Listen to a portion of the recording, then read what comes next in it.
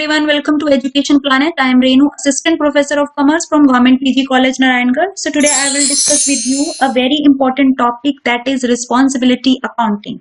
Responsibility accounting क्या है? Responsibility accounting क्या है? रिस्पॉन्सिबिलिटी अकाउंटिंग में हम बात करते हैं कि रिस्पॉन्सिबिलिटी अकाउंटिंग की डेफिनेशंस आपके सामने दी हुई हैं कि रिस्पॉन्सिबिलिटी अकाउंटिंग क्या होती है. रिस्पॉन्सिबिलिटी अकाउंटिंग है system of accounting that recognise the various responsibility centres throughout and reflect the plan and action of each of these centers by assigning the particular revenues and costs to one having the patent responsibility. It is also called the profitable accounting and activity accounting. And responsibility accounting has focus on responsibility centers, and responsibility center represent the sphere of the authority decisions point in an organization. A large firm is divided into meaningful segment for the purpose of control. Responsibility accounting एक system है. किस तरीके से अब आपको समझाती हूँ. एक पिक्चर है आपके सामने है रिस्पॉन्सिबिलिटी अकाउंटिंग. रिस्पॉन्सिबिलिटी अकाउंटिंग जो है वो क्या होती है? रिस्पॉन्सिबिलिटी अकाउंटिंग में जो कंपनी है वो अपने वर्क को डिफरेंट डिपार्टमेंट में डिस्ट्रीब्यूट कर देती है, जैसे production department, sale department, finance department and marketing department. अब प्रोडक्शन डिपार्टमेंट जो है, सेल डिपार्टमेंट, फाइनेंस और मार्केटिंग डिपार्टमेंट मीन्स वो उनकी फिक्स्ड रिस्पॉन्सिबिलिटी को फिक्स कर देती है इन द डिफरेंट डिपार्टमेंट में. अब वो जब रिस्पॉन्सिबिलिटी को फिक्स कर रही है तो उस डिपार्टमेंट की वर्किंग को देखने के लिए एक हेड को भी अपॉइंट किया जाता है जिसे मैनेजर कहा जाता है. जैसे प्रोडक्शन डिपार्टमेंट का काम देखेगा प्रोडक्शन मैनेजर, सेल डिपार्टमेंट का काम देखेगा सेल मैनेजर, फाइनेंस डिपार्टमेंट का जो काम है वो देखेगा finance manager, and marketing department का जो काम है वो देखेगा मार्केटिंग मैनेजर. तो ये मैनेजर अपने अपने डिपार्टमेंट की वर्किंग को देखेंगे. डिपार्टमेंट की वर्किंग कैसी चल रही है, सही चल रही है या नहीं चल रही है, वो सभी एक्टिविटीज पे जो है वो ध्यान देंगे, मतलब अपने डिपार्टमेंट की एक्टिविटी को कंट्रोल करेंगे.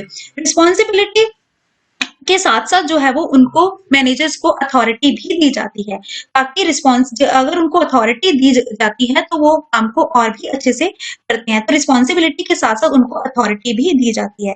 तो रिस्पॉन्सिबिलिटी क्या है? रिस्पॉन्सिबिलिटी एक सिस्टम है कंट्रोल करने का. रिस्पॉन्सिबिलिटी जो है वो असाइन की जाती है डिफरेंट डिपार्टमेंट में, ताकि जो है वो पोस्ट को कंट्रोल किया जा सके.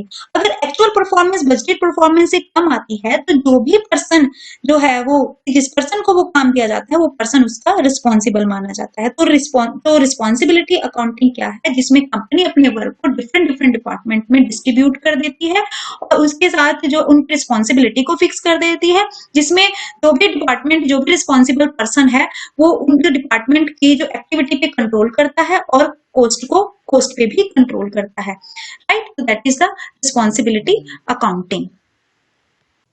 नेक्स्ट हमारे पास आता है फंडामेंटल एस्पेक्ट्स और essential features of responsibility accounting. Responsibility accounting की फीचर्स क्या हैं और फंडामेंटल एस्पेक्ट्स क्या हैं.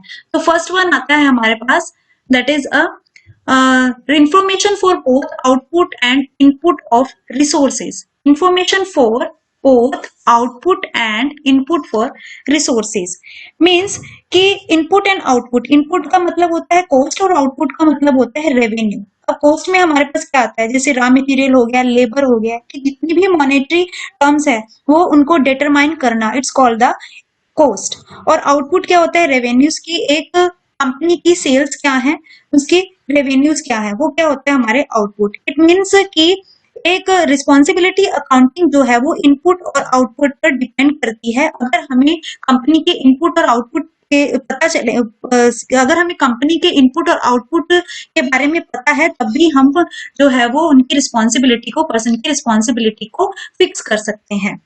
नेक्स्ट हमारे पास आता है information for plan and actual performance. अब information for plan and actual performance में क्या आएगा, जब भी हम किसी की रिस्पॉन्सिबिलिटी फिक्स करनी होती है तो हमारे पास जो है वो हिस्टोरिकल इंफॉर्मेशंस जो है वो हमारे पास लास्ट ईयर की इंफॉर्मेशन होती है, जो भी बहुत इंपॉर्टेंट है. अब वो हिस्टोरिकल इंफॉर्मेशन हमें कहाँ से मिलती है? फाइनेंशियल अकाउंटिंग से, और जो एक बिजनेस के लिए बहुत इंपॉर्टेंट है. और उसके लिए हमें एक प्लान्ड इंफॉर्मेशन भी चाहिए, जो इस साल की बजट जो है वो इस हिसाब के बजट से प्लान किया जाता है कि इस जो है वो इस साल का बजट क्या है. बजट के हिसाब से ही प्लान किया जाता है कि फ्यूचर में कितना डिपार्टमेंट, जो भी डिपार्टमेंट जैसे प्रोडक्शन हो गया, सेल्स हो गया, फाइनेंस हो गया, मार्केटिंग है, कितना कितना एक्सपेंस करना है. ठीक है, तो ये भी इंपॉर्टेंट है रिस्पॉन्सिबिलिटी अकाउंटिंग के लिए। नेक्स्ट आता है हमारे पास identifications of the responsibility centres. अब रिस्पॉन्सिबिलिटी सेंटर्स क्या होते हैं? रिस्पॉन्सिबिलिटी सेंटर्स को भी डिफरेंट डिफरेंट डिपार्टमेंट में डिस्ट्रीब्यूट कर दिया जाता है, जैसे cost centre, revenue centres, profit centres. Cost centre में जो सारा काम जो है कॉस्ट का देखा जाएगा, रेवेन्यू सेंटर में सारा सेल का, और प्रॉफिट में सारा प्रॉफिट का देखा जाएगा। तो वो क्या होता है कि इसमें रिस्पॉन्सिबिलिटी सेंटर्स को आइडेंटिफाई किया जाता है। नेक्स्ट आता है हमारे पास fourth is a transfer pricing policy. अब ट्रांसफर प्राइसिंग पॉलिसी क्या होती है? जैसे कंपनी जो है वो कंपनी के सेगमेंट्स होते हैं, कंपनी जो है वो के डिफरेंट डिफरेंट सेगमेंट्स होते हैं। तो कंपनी जो है वो एक ब्रांच से दूसरी जो भी ब्रांच को जो है वो सामान जो है वो प्रोडक्ट सेंड करती है। जैसे एक कंपनी है, उसने बी, उसकी 3 ब्रांचेस है, बी है, सी है और डी है। तो ए ने बी को भी प्रोडक्ट सेंड किया, सी को भी और डी को भी, डिफरेंट डिफरेंट डिपार्टमेंट को जो है वो ब्रांचेस को अपने अपने प्रोडक्ट जो है वो सेंड करती है। जैसे ए ने बी को किया, सी ने और डी, इन सबको डिपार्टमेंट को जो है वो एक प्रोडक्ट जो है वो सेंड करती है, भेजती है। तो जब एक ब्रांच से दूसरी ब्रांच को प्रोडक्ट ट्रांसफर किया जाता है, सामान ट्रांसफर किया जाता है, वो सामान हम किस प्राइस पर ट्रांसफर कर रहे हैं? हम उसे कॉस्ट पर ट्रांसफर कर रहे हैं, प्रॉफिट ऐड करके ट्रांसफर कर रहे हैं, कैसे ट्रांसफर कर रहे हैं? तो वही प्राइस क्या होता है? Transfer pricing policy. तो that is the transfer pricing policy. Next आता है हमारे पास परफॉर्मेंस रिपोर्टिंग।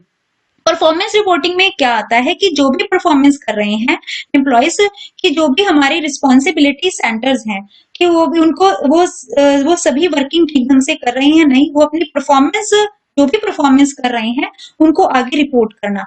इसको टॉप लेवल को, मैनेजमेंट को, क्योंकि अगर हम परफॉर्मेंस को रिपोर्ट नहीं करेंगे तो हमें परफॉर्मेंस के बारे में पता नहीं चलेगा, तो हमारी रिस्पॉन्सिबिलिटी का क्या फायदा। तो सबसे पहले जो है वो जो भी परफॉर्मेंस रिपोर्टिंग को देखते हैं और उसके साथ एक्चुअल परफॉर्मेंस के साथ बजटेड परफॉर्मेंस के साथ जो है वो उसको कंपेयर करते हैं कि अगर किसी भी तरह की कोई डेविएशन या वेरिएशन आता है तो उसे दूर करने की कोशिश करते हैं। नेक्स्ट आता है हमारे पास, next is a participative management. Participative management में क्या आता है? Is a better for the responsibility accounting. ये बहुत इंपॉर्टेंट है। पार्टिसिपेटिव मैनेजमेंट में क्या है कि जिसमें हम अपने एम्प्लॉइज या सबॉर्डिनेट को इंक्लूड करते हैं। इसके लिए इंक्लूड करते हैं, उनकी पार्टिसिपेशन होती है कि अगर एक कंपनी में कोई भी डिसीजन लिया जाता है, कोई भी प्लान किया जाता है, तो उनकी पार्टिसिपेशन जो है उनको इन्वॉल्व किया जाता है, जिससे कंपनी के जो एम्प्लॉइज हैं वो मोटिवेट होते हैं, जिसके लिए उन्हें लगता है कि कंपनी के वो मेंबर्स हैं, फैमिली मेंबर्स हैं, और इसके लिए क्या फायदा होता है कि वो कंपनी के गोल को अचीव करने में हेल्प करते हैं। सो that is the participative management. Now next is seventh is a relationship between organization structure and responsibility accounting. अब relationship between organization structure and responsibility accounting. जब भी हम रिस्पॉन्सिबिलिटी फिक्स करते हैं तो हमें ऑर्गेनाइजेशनल स्ट्रक्चर को भी देखना पड़ता है, जैसे टॉप अथॉरिटी कौन सी है, उसके सबॉर्डिनेट कौन से हैं, मीन्स हमारा जो भी प्रॉपर ऑर्गेनाइजेशन है उसका स्ट्रक्चर क्या है। बिकॉज जब भी हम ऑर्गेनाइजेशन स्ट्रक्चर के हिसाब से रिस्पॉन्सिबिलिटी को फिक्स करते हैं तो हम रिस्पॉन्सिबिलिटी को अच्छे से फिक्स कर पाएंगे। जैसे सीईओ है, ठीक है, सीईओ अपना काम करेगा, मैनेजर है वो अपना करेगा, और अदर एम्प्लॉइज है वो अदर एम्प्लॉइज अपना अपना काम जो है वो अपने अपने तरीके से करेंगे। So that is the relationship between organisation structure and responsibility accounting. Last is the management by exception. Management by exception क्या होता है कि इसमें क्या है कि मैनेजमेंट की इंटरफेरेंस कि जो है वो जो मैनेजमेंट तभी अपनी इंटरफेरेंस करेगी जब जरूरत होगी, बिना मतलब के जो मैनेजमेंट किसी तरह की कोई भी इंटरफेरेंस नहीं करेगी, क्योंकि रिस्पॉन्सिबिलिटी ऑलरेडी फिक्स कर दी जाती है डिफरेंट डिफरेंट डिपार्टमेंट में। जो भी स्टॉक लेवल मैनेजमेंट है सिर्फ वो उसकी प्लानिंग पर फोकस करेगी। तो that is the management by exception की मैनेजमेंट जो है वो तभी इंटरफेयर करेगी जब जरूरत होगी, अदरवाइज वो इंटरफेयर नहीं करेगी काम में किसी भी तरीके से, क्योंकि पर्सन की रिस्पॉन्सिबिलिटीज को डिफरेंट डिफरेंट तरीके से डिफरेंट डिफरेंट डिपार्टमेंट में फिक्स कर दिया जाता है। ठीक है, उसका काम ये है कि जो स्टॉक लेवल मैनेजमेंट है उसकी प्लानिंग पर वो फोकस करती है। So that is the fundamental aspects और essential features of the responsibility accounting. So I hope you have to understand today's topic. If you like my video, please subscribe my channel as well as like also. And if any query, you can ask me regarding this topic commenting in the comment box. And thank you for watching this video. Keep smiling.